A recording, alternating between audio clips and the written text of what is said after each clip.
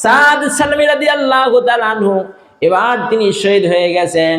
অন্যান্য শহীদের লাশ মোবারক একত্র করা হলো। সাদ সালমী রাদিয়াল্লাহু তাআলা আনহু আগেই বলেছি চেহারাটা খুব ফর্সা ছিল, কি কালো ছিল, তারপরে শহীদ হয়ে গেছেন, রক্ত মাখা শরীর, কোথায় কি অবস্থায় পড়ে আছে কেউ খুঁজে পায় না।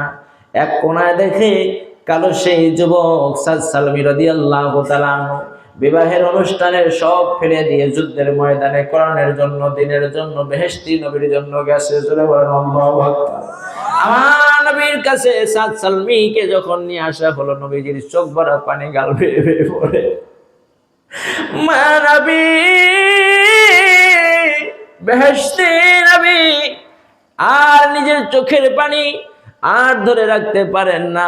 আহারে, এত কষ্টের পর বিবাহের কথাবার্তা সব ঠিক হয়ে গেল। ধনাঢ্য মেয়ের সবচাইতে আপনার সুন্দরী মেয়ে তার আপনার বিবি হবে, সে একটা আনন্দময় সময় অতিবাহিত করবে, অথচ সব ফেলে দিয়ে দ্বীনের জন্য, ইসলামের জন্য, কোরআনের জন্য, বেহেশতি নবীর মহব্বত ভালোবাসায় আজকে আমার সাদ সালমী শহীদের অভিয়সতা পান করেছে। কিভাবে আমি নবী আমার সাদ সালমীকে আমি কবরে রাখবো?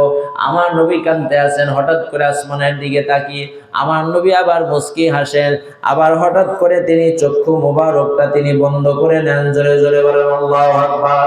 সাহাবায়ে কেরাম জিজ্ঞাসা করেন, ইয়া রাসূলুল্লাহ, ইয়া হাবিবাল্লাহ, পরপর তিনটি অবস্থা হুজুর আপনার বেহেশতি জীবন থেকে আমরা দেখলাম। কিছুক্ষণ আগেই কাঁদলেন, তারপরে হাসলেন, তারপরে চক্ষু বন্ধ করলেন, রহস্য কি, কারণ কি? আমার নবী বলেন, সাহাবীরা, এ ফলোয়ারেরা, সঙ্গীরা শোনো, আমার সাদ সালমীর জন্য যখন আমি বিয়োগ ব্যথায় যখন কাঁদতেছিলাম, অতঃপর আমি আসমানের দিকে তাকাইতেই দেখি মহান আল্লাহ পাকের বেহেশতি ফেরেশতারা আমার সাদ সালমীর জন্য অপেক্ষায় আছে। সুবহানাল্লাহ। চক্ষু বন্ধ কেন করলেন?